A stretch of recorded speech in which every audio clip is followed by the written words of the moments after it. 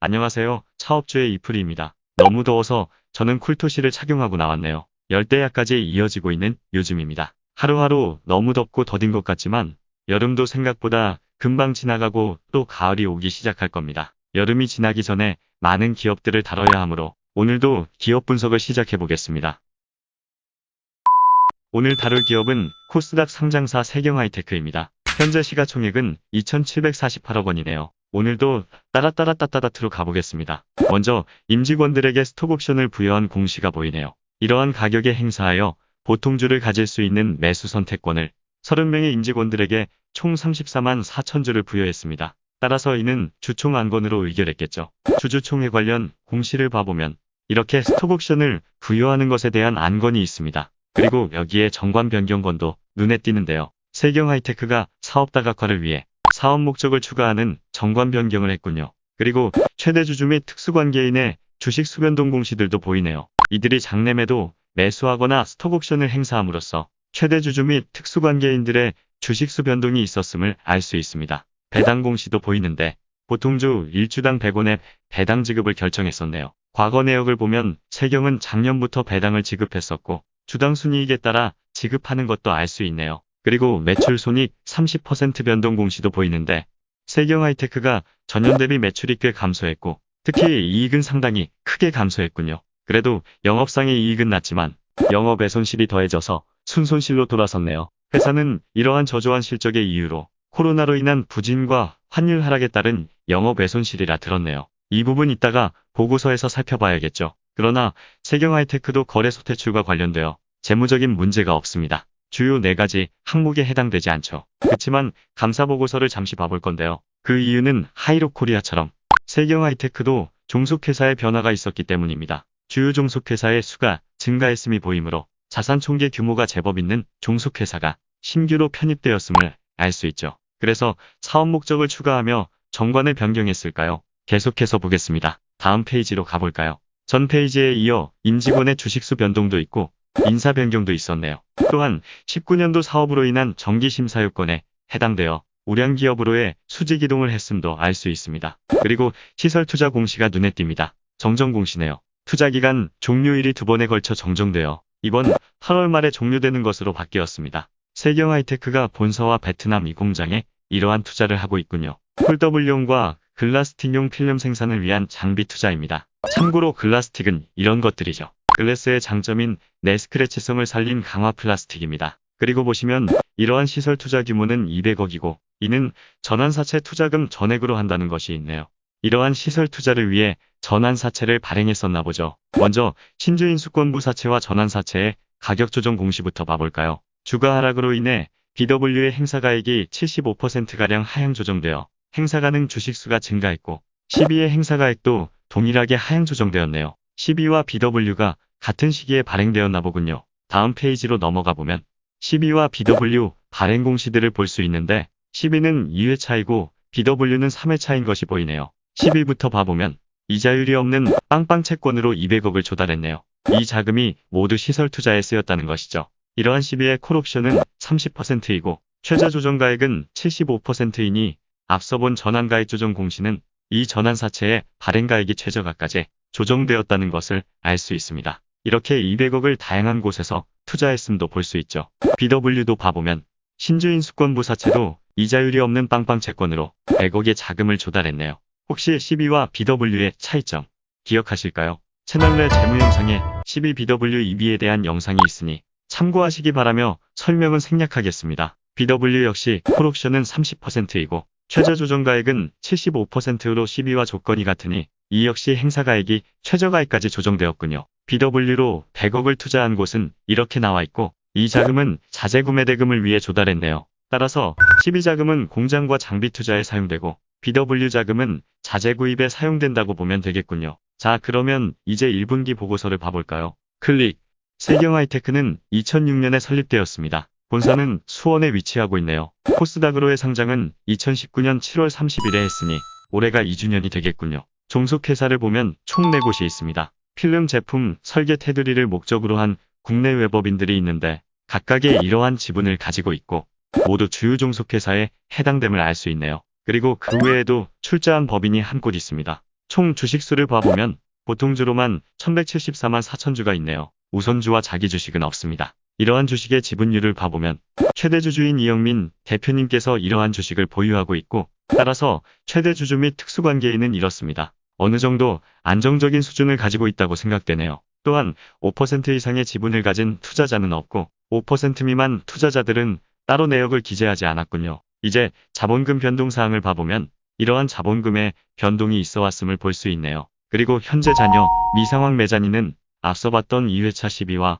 3회차 BW만 남아있음을 알 수 있고 이 매자닌들의 전환가액이 최저가까지 조정되어 주식수가 상향되었다는 설명이 적혀있죠. 여기 이건 잘못 기재해놨네요. 신주인수권부 사채는 50만 3,537주에서 67만 1,366주로 변경된 게 아니라 25만 1,768주에서 33만 5,683주로 변경되었으니까요. 자, 그러면 재무제표를 봐보겠습니다. 연결로 봐볼까요? 일단 단기로 현금화할 수 있는 자금이 꽤 있음이 보이고 매출 채권은 감소했는데 매출 감소로 인한 것이라 생각되네요. 채권 회수율은 양호한 수준이라 생각됩니다. 반면 같은 운전자본인 재고자산의 규모는 커졌는데 제품과 원재료의 증가로 인해 재고자산 규모가 커졌군요. 앞서 시설 투자에 대해 다뤘지만 앞으로의 폴더블 글라스틱 수요에 대비하려는 것 같아 보이는군요. 유형자산의 증가 또한 시설 투자로 인해 건설 중인 자산의 증가로 생긴 변화입니다. 이 중에서도 기계장치의 비중이 절반을 차지하니 고가의 장비들을 들여서 하는 사업 구조인가 보네요. 세경하이테크의 자산 중에서 유형자산의 비중이 50% 넘게 차지하고 있네요. 앞서 봤던 기계장치의 이유가 크죠. 그 외에 자산 부분은 큰 변화가 없습니다. 이번에는 부채를 보겠습니다. 부채 부분은 변화가 더 없습니다. 재고자산의 규모가 증가했지만 매입 채무의 변화는 적네요. 단기 차입금도 소폭 증가했는데 이러한 단기 차입금의 상환 계획이 나와 있군요. 연장도 가능할 것이고 유동성 현금 자산이 더 많기에 사업적으로 크게 악화되지 않다면 추가 자금 조달로 이어질 만큼의 큰 문제는 되지 않겠다고 생각되네요. 그리고 앞서 봤던 CB와 BW가 있고 이것에 대한 파생상품평가 부채가 잡혀있죠. 최초 발행 시 파생상품평가 부채는 이랬었으나 꾸준히 주가 하락으로 인한 전환가액의 조정이 최저가까지 되면서 이렇게 변화되었습니다.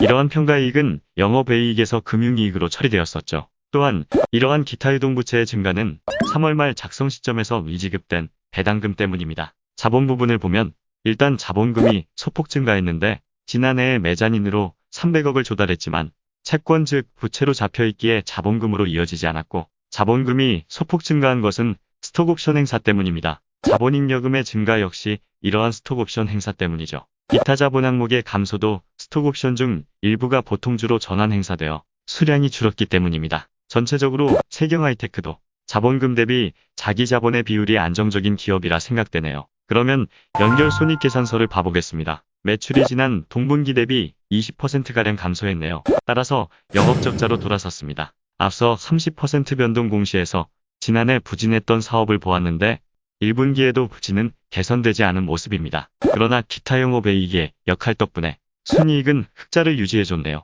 보시면 특히 외화 환산이익이 큰 것을 알 수 있는데요. 외화 환산 손실이익은 가진 채권 채무 등을 평가하면서 발생되는 것.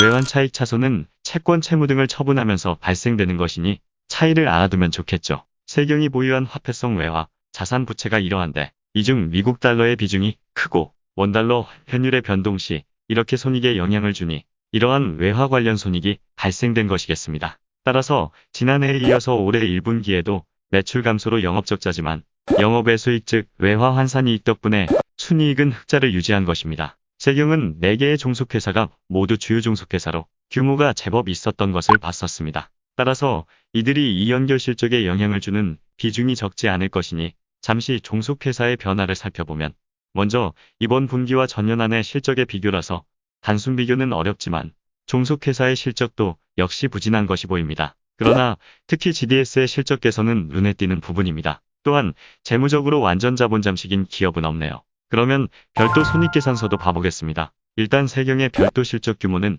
연결 실적의 절반 정도가 되는군요. 내용은 같습니다. 매출이 감소했고 영업손실로 돌아섰지만 기타 영업이익이 이를 보완해 주었죠. 한번 그래프로 최근 분기별 연결 실적 변화를 보겠습니다. 일단 회사 측 설명처럼 코로나 시기에 매출이 급감했었네요. 그 후 회복해오다가 다시 꺾인 모습입니다. 최근 분기 변화는 아직 실적이 잡히지 않은 모습이네요. 따라서 제대로 자리 잡지 못한 영업이익과 그 규모가 영업외손익에 영향을 받고 있습니다. 따라서 영익과 순익의 차이가 눈에 띄죠. 이때는 달러 가치 상승으로 인한 외화 환산 이익이 컸고, 이때는 원달러 환율이 하락해서 외화 환산 손실이 컸고, 이번 1분기는 다시 환율 상승이 이를 보완해 준 것 같네요. 앞서 30% 실적 변동 공시에서 사측의 사유대로 지난해 코로나로 인한 영향과 환율 하락으로 인한 영향이 맞겠다는 생각입니다. 이번에는 최근 연간 실적 변화를 봐보면 과거 세경하이테크는 18년의 실적이 크게 상승했었네요. 현재 시총 수준의 매출 규모도 좋아 보이는데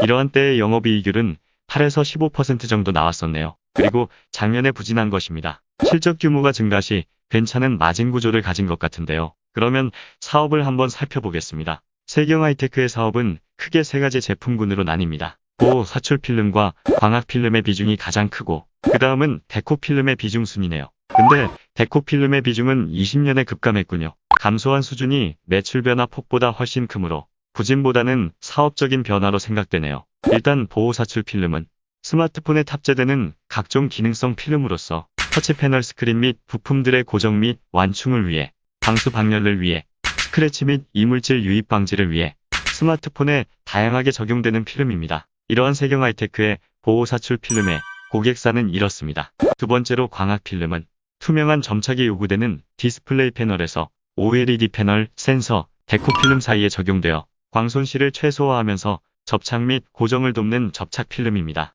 이러한 역할을 하는 광학 필름은 OCA와 OCR로 나뉘고, 세경의 대표적인 제품은 OCA 필름입니다. 과거 LCD 패널이 보급화되었을 때는 성능은 비슷하지만 OCA보다 원가가 저렴한 레진 형태의 OCR 필름이 각광받았습니다. 그러나 OLED 패널의 채택 확대로 디스플레이에 곡선이 적용되고 또 베젤이 점점 축소되게 되면서 액체 상태의 OCA라고도 볼 수 있는 OCR 필름은 평평한 도포가 힘들었고, 또 베젤이 얇은 부분의 세정 공정 시 품질 문제가 발생되면서 다시 OCA 필름이 각광받게 되었죠. 그렇게 세경의 OCA 필름은 적용이 확대되었었고, 앞으로도 OLED의 확대로 적용이 확대될 수 있을 겁니다. 세경과는 상관없는 얘기지만 이러한 패널들과 광학 필름의 적층 방식을 바꿔서 평평한 도포가 가능해지고 얇은 베젤에도 품질 문제가 생기지 않는 기술력만 있다면 다시 원가율이 좋은 OCR 필름이 각광받을지 모르겠네요. 또한 세경의 광학 필름 중에는 패턴 필름이라는 제품도 있는데, OLED 패널의 제작 시에 유리기판 위에 폴리아미드 바니쉬를 뿌리고 경화시킨 후 OLED 발광층을 증착하게 되는데, 이것의 뒷면에 부착되어 손상을 보호해주는 역할을 하는 것이 패턴 필름입니다. 이러한 광학 필름의 고객사는 이렇습니다. 모두 굵직한 곳임을 알 수 있네요. 세경이 광학 필름을 공급하면 고객사에서 직접 적층하는 구조 같네요. 마지막으로는 데코 필름입니다. 우리에게 친숙한 이런 거죠. 스마트폰의 표면에 다양한 디자인을 표현해주는 필름이 데코 필름이고, 역시 베젤이 축소되면서 중요성이 커질 수 있겠죠. 그러나 2020년부터 세경의 데코 필름 비중은 급감한 것을 봤는데요. 앞서 시설 투자에서도 봤듯이 세경은 글라스틱과 폴더블용 보호 필름을 새롭게 추진하고 있습니다. 따라서 사업적인 변화의 이유로 데코 필름의 생산을 줄인 것 같다는 생각이네요. 글라스틱은 이렇게 생긴 것이었죠. 글라스틱은 원가 성능 경쟁력을 가진 것이고, 세경의 고객사는 삼성과 중국의 오포입니다. 최근 오포의 공급 계약 체결을 알리면서 신사업인 글라스틱의 성과를 보였었네요. 그리고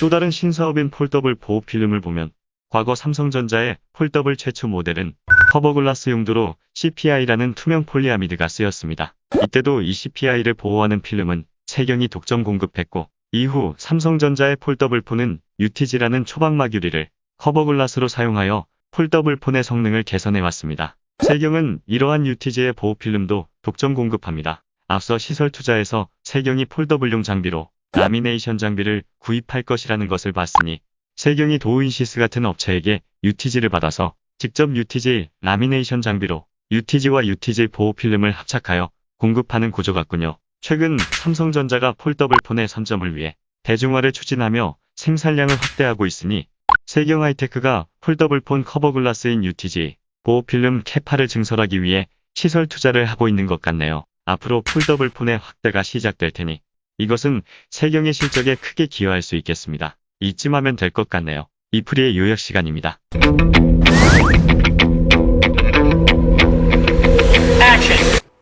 세경하이테크는 역시 재무적으로 안정된 기업이라 생각되고 최근 부진한 실적이 이어져 왔고 현재도 적자를 보여주고 있어서 언제까지 이어질지 모르지만 이러한 부진한 실적으로 인해 주가 하락이 꽤 되었고 결국 매자인의 행사가액이 최저가까지 다 조정되었으니 이러한 이슈는 기존 주주분들께 죄송하지만 좋은 요소가 되겠죠. 또한 점점 OLED 시장의 확대로 인한 광학 필름의 적용 확대, 그리고 삼성전자 폴더블폰의 출시 및 시장 확대로 인한 UTG 보호 필름의 적용 확대 등으로 세경의 실적도 차츰 개선되어 갈 수 있겠습니다. 그러면 이익률도 결국 정상화될 것 같네요. 출시를 앞둔 삼성의 두 폴더블폰 모델이 흥행하면 더 좋겠죠. 그리고 이에 맞춰 진행해온 시설 투자가 8월 말 종료 예정이므로 이로 인한 실적 규모는 더 커질 수 있겠네요. 장단점을 따져보면 이렇게 되겠고 세경은 성장성을 가진 스몰캡 기업이라 생각되는군요. 자, 오늘도 이렇게 기업 분석을 해봤습니다. 너무 더운 날씨가 계속 이어지고 있는데요. 지난해 팬데믹으로 인해 열리지 못했던 도쿄올림픽을 보면서 선수들을 응원하다 보면 이번 여름도 금세 지나가지 않을까 생각되네요. 시간의 힘은 강하고 시간은 생각보다 빠르게 흐릅니다. 오늘도 봐주셔서 감사합니다. 차트 없는 주식 투자였습니다.